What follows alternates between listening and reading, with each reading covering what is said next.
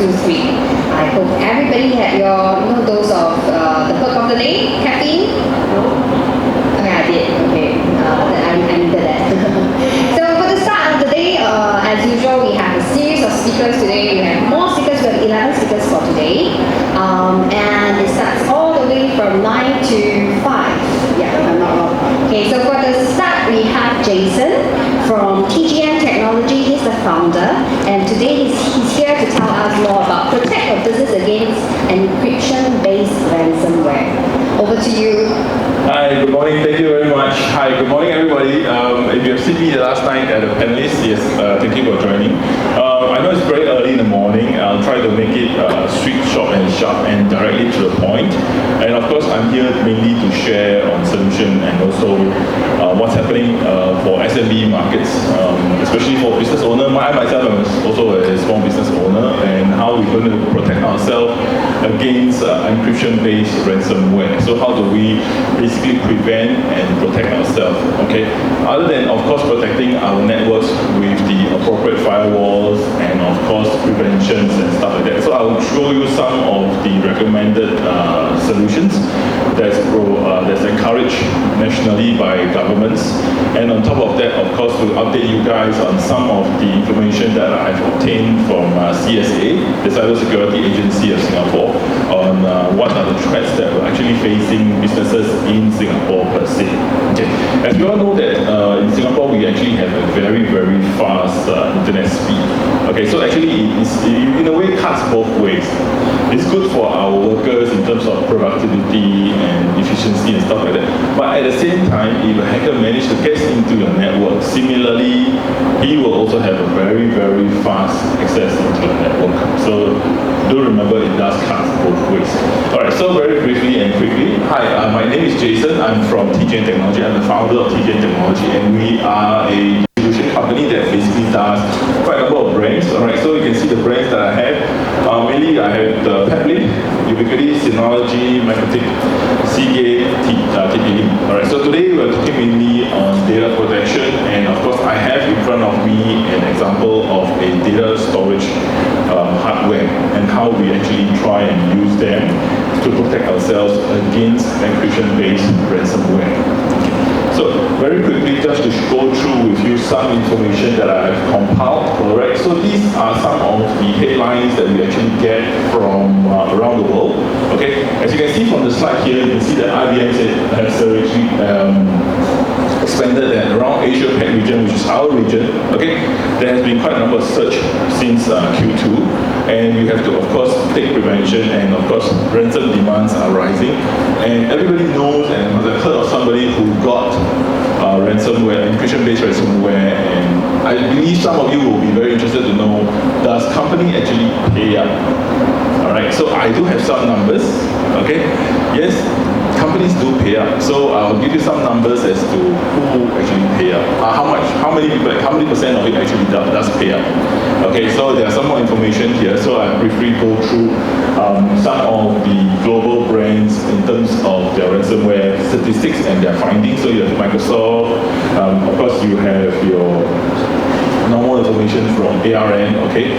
And of course, recently from Straits Times, we also saw that the Law Society also got hacked because of a very, very simplistic password. Okay, so passwords are also very, very important. And of course, you have the Carnival Cruise, which was also hit by ransomware, and also even the Silver Lake, they also have been hit by ransomware attacks. Okay, so these are some of the major ones. So if you've been keeping up with the news, actually as recent as last month, if you were to be reading up your news, one of the big storage companies actually has also been hit and has resulted in some of their supply chain hiccups, and apparently the effects are being felt in the market as recent as last week, so to speak. So indirectly, there's going to be a slight increase in terms of storage costs for hardware. Okay, so get my hint. So high chance the price of hard storage is going to go up soon, very soon.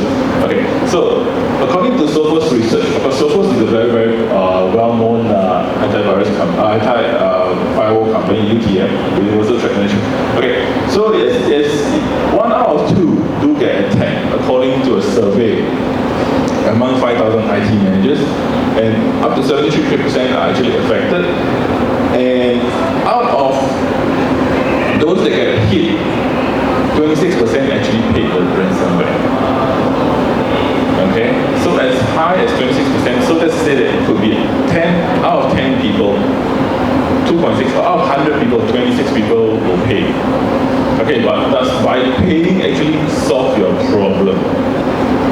No. Okay, because after paying, you get your data, you have to refresh everything that you have. That means literally all your servers, all your hardware, everything. Okay, you can buy a new everything again because you have no idea where they could have hidden any of the information. Okay, paying them is just to retrieve all the information and scrub it clean and then buy new hardware and plug in all the again. Okay, but similarly, there are people who pay, and after which they move off-prem.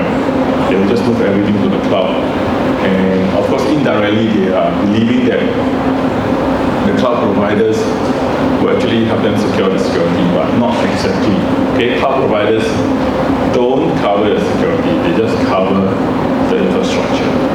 Okay, so all these are actually not made known to many small, medium businesses. So here we have on this forum, I just want to quickly brief you guys through all this. Okay, so on the damage cost, if you see from my chart from 2015, okay, it's as low as 300 million, but within a short span of 6 years, all right, it's actually jumped all the way up to 20 billion. Okay, on average, okay, how much? Anybody have any idea how much does a 20% company, if got hit by ransomware, encryption-based ransomware, how much will it cost for them to try to recover? Anybody have any numbers?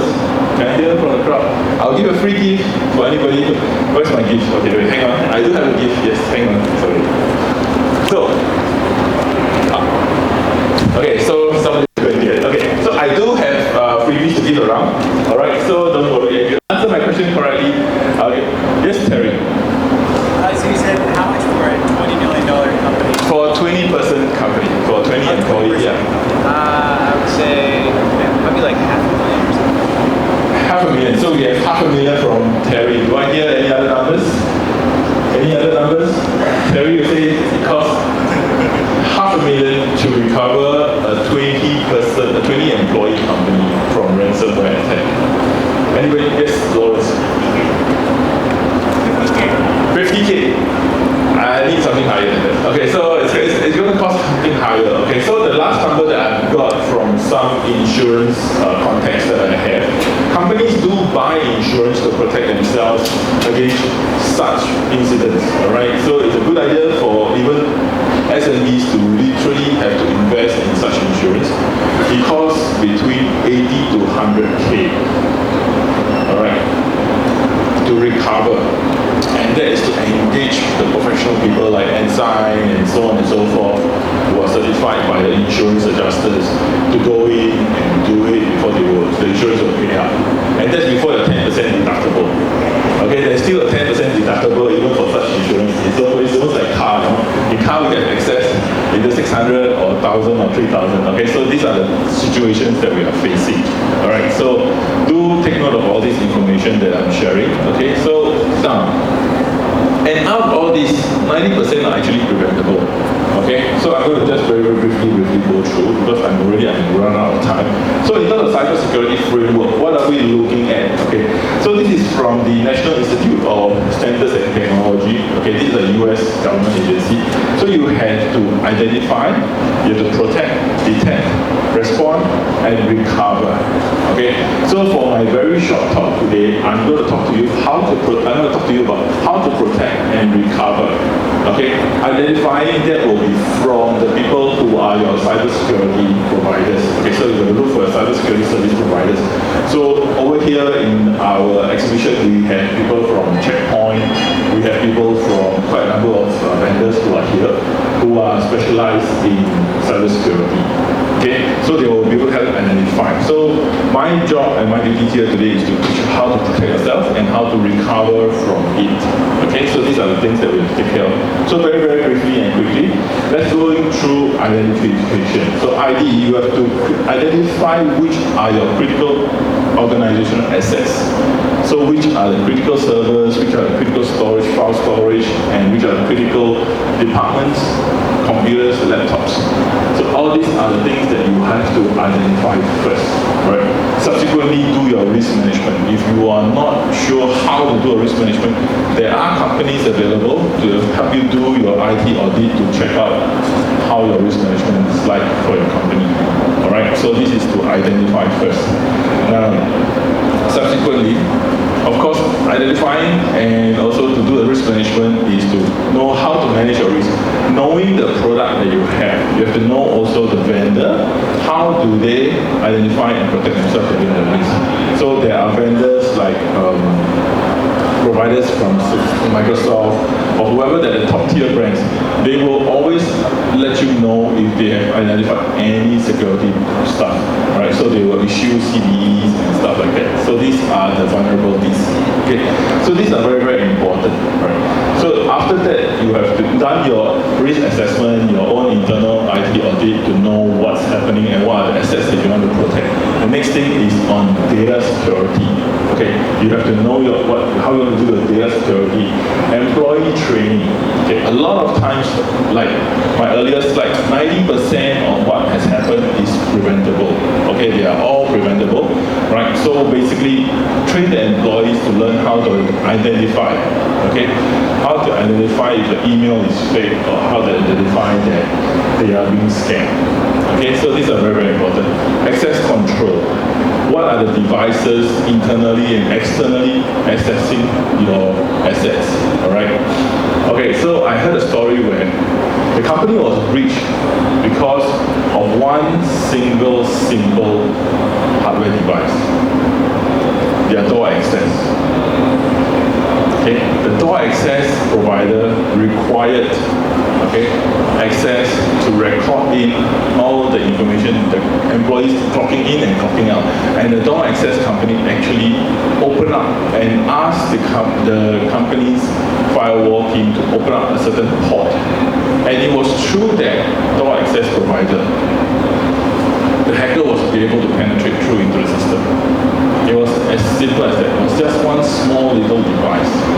Okay, and the company just totally overlooked the door access provider in terms of updating themselves against this type of risk. Okay, because they just basically want to get the cheapest and lowest cost door access that does the job. And at the end of the day, the company had to fork out more than $150,000 to recover the whole entire system. Okay, so these are the access control. We don't just talk about accessing the files through the computer. There could be a lot of many other things. Okay? Now, of course, the next one is to backup. Alright, so you have to create a religious backup task and how to identify the authentication of it. Okay, so these are the small little things that, okay? Right. Now we talk about backup. Okay, in terms of backing up for business owners, right, there is a basic simple strategy called 3-2-1. Okay, so basically what is 3? 3 is to make sure that you have minimally 3 copies. Okay, minimally you have 3 copies of the data. So first you have your primary, which is your daily production storage, and then followed by 2 additional backup. Okay, that's the minimum. I've seen people who do up to 7. Okay, 7 is if you have the storage or if you are very worried about your restoration. Okay, so I'll explain about the number of versions. Next will be to have at least 2 types of storage medium. Alright, minimally to have 2 types of storage medium. Okay, so in this case, I've put in some examples. You could have your NAS. Okay, you could have your NAS or your local drives. Okay, so for some of the more traditional ones, they will actually just back it up to a portable drive. Okay, but having one form of portable drive is just one medium. Okay, so it's best to have at least 2. So it's a good idea to build up also a network storage. Okay, so this is another one. Last but not least, to store one of these media off-site. So you have to be away from your existing business location. Okay, it doesn't have to be overseas. Okay, it just could be just somewhere, another way, that's all. All right. So let me give you an example. So in terms of offsite, I know of an educational institution. What they do is basically they have the main campus and then they have the branches. So they actually use the branch to store their offsite information. Okay, so it's not possible for both sites to be burned down or to be accessed simultaneously. All right, so these are the small little things. Right, so very quickly, next is to detect. Okay, so to make sure that all your firmware and software are all updated. Okay, this is very, very critical. Right? A lot of times, a lot of routers, even if they say that, yes, I bought my cybersecurity stuff, I bought my firewall, but they are not up to date in terms of licenses or their subscription. So these are some of the things that is very, very important. And to have monitoring services to make sure that all the networks are being monitored so they know live what's happening and to have identification and notices for them. Okay, so next will be to respond. Okay, you must have a response planning in case anything happens. How fast can you respond? Okay, so these are some of the service levels that you have to take care of. Okay, and communication between all the various different service providers.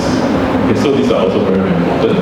Right, so in terms of Synology, in terms of their networks attached storage, they have a dedicated team that basically detect and responds to any of the threats that is available. Okay, so very quickly, these are some of the stuff that has been done, okay, to protect against network attached storage. Okay, now in terms of cybersecurity, we're going to make sure that your data storage provider, they are part of an organization that make sure they detect and prevent against such vulnerabilities, and how fast are their response time if they do detect such stuff, and if they have any kind of program to make sure that all the information is up to date. Right. Now, in terms of recovery, if you are hit, all right, and your response and how to recover, you must have a recovery plan in place, especially on how far away you want to recover the processes from and how long it takes to recover.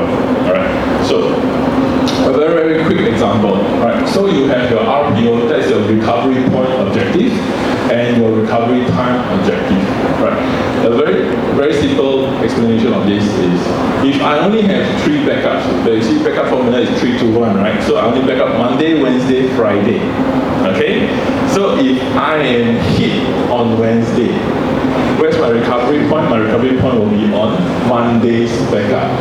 Correct? So indirectly, you have lost 2 days of productivity, which is Tuesday and Wednesday. Alright? So if your company is having a large volume of information on a daily basis, it's good to actually maybe practice 5 to 1. Okay, so your recovery will be the previous day and you won't lose that much information. Okay. So then of course you have to talk about your recovery time, how fast you're going to recover from there. Okay. So next, so these are the 5 functions of a cybersecurity framework. Okay, you got to identify, protect, detect, respond, and recover. Okay. Now, next, this is where part of my solution will come into play. Okay, so this is a network attached storage portion.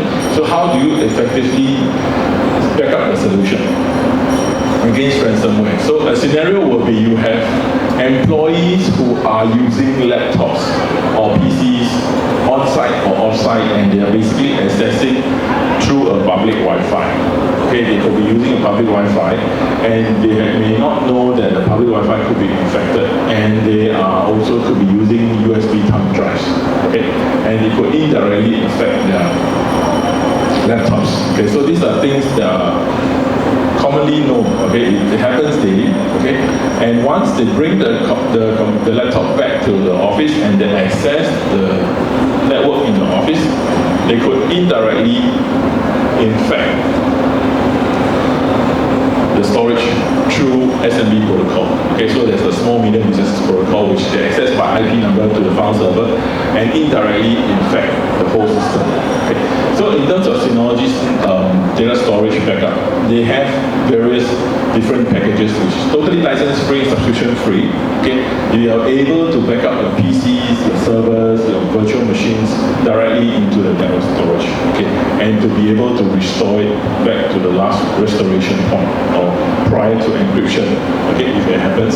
Of course, there's also other ways of backing up. You have your snapshot replications, or you can have a duplication of NAS to NAS. All right, so there are things that you can actually store on site, and of course, similarly from the on-site storage, you can also push it up to the cloud storage for the critical information. Right, so for the solution that is called the Active Backup Business, all right, they have templates where you can back up your Windows PCs, your Windows servers, okay, your VMs, your Hyper-Vs, and also through rsync protocol to do the data transfer. So all these are all very, very possible in terms of data management. Okay, so and in terms of portal management, it just comes with a single portal management. You create a template and then just run it, and then basically it will help you back up the whole entire system for you at a click of a button. Okay, it's just as simple as that. And you just push it out, and basically you can even set a schedule for your PCs or your servers to back it up to the NAS, and it's as simple as that. All right. And after the NAS is done, okay, you can also back up the NAS to an offsite NAS where you can store the information simultaneously. And in terms of storage, you can do bare metal storage on PCs or laptops. So once the laptop or PC is infected, you just take out the hard drive, throw it away, plug in a new hard drive, okay, and restore back completely, including the OS, back to the same laptop or PC. Okay, you can't use that OS in another different machine. Okay, there are machine IDs built within the backups to identify it. Okay, so these are things that Microsoft has to ensure that you don't double use their operating system. And of course, they also have self-storage portal where employees, with enough authentication and access, can individually retrieve individual files. Okay, so indirectly, as business owners, you can also use these to prevent disgruntled employees from deleting the whole entire computer or certain files if they don't have no idea how many copies you actually kept.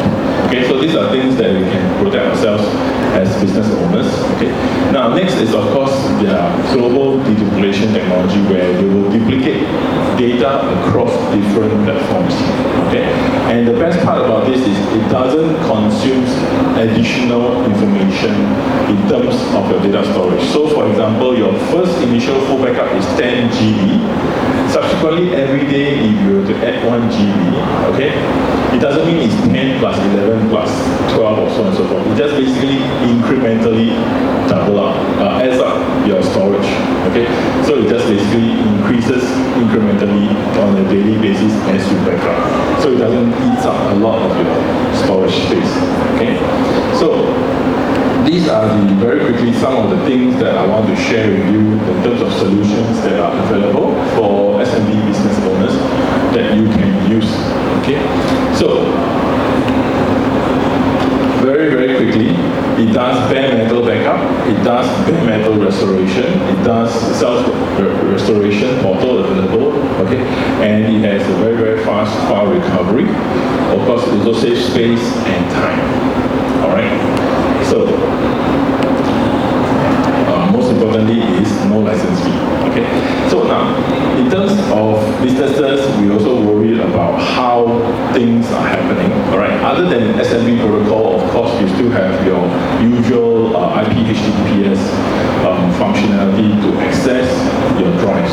Okay, so indirectly you can use this same network attached storage to be your private cloud for your employees. Okay, so these are things that you can also use not just for backing up the data, but also to use it as your own private cloud to access remotely and to make sure that customers, your employees can actually go in via VPN, all right, and not an unencrypted tunnel to go back to the office to retrieve the files. So these are small little things. So you have your web portal, which is HTTPS, secured with encryption, all right, and basically it allows you to be able to use it, and you don't have to depend on the public cloud for access. So these are the small little things that are available as you are using a network attached storage. replication basically allows you to do very quick snapshots of your data, replicate on another NAS, and basically keep it as a backup. And then when you recover, it takes as short as 5 minutes just to recover back. Okay, so these are the small little things that will help you. Alright, so this is snapshot replication. And basically, it will be able to help you if you have any accidental deletions of files. Alright, so you can just click and you'll restore it back to the previous status. Okay, now, last but not least, okay, so these are the example of a snapshot replication where you have it saved on a different location, and in case you have situations and if you need to restore it back, you can just restore it back immediately. So everything is driven by graphic user interface, and you can just simply click and it will restore it back from you. Okay, now I'm running out of time, so there's also another very useful application, which is the hyper backup, which allows you to literally back up the NAS to your cloud storage or another remote server. Okay, and trying to run through as fast as I can. Okay, so now as I mentioned earlier, okay, as a business owner, it's good to have protection and to know how fast you can recover from an encryption-based ransomware attack. Okay, now for that, okay, so these are the solutions that are available. I have with me a very fast feedback form. If you can fill it up, we do have gifts for you, okay, and you can come and retrieve from us once you have actually done the feedback. Okay, so these are keychains, limited edition keychain holders, keychains from Synology to leave out for our event today. All right, so do scan if you can. Okay, thank you very much. I gotta go already. Okay. If you have any questions at all, Jason and his team will be at B9. Go straight down the hall on the right, under the name of VGC Technology. No, VGC. TGN. I'm sorry, TGN Technologies.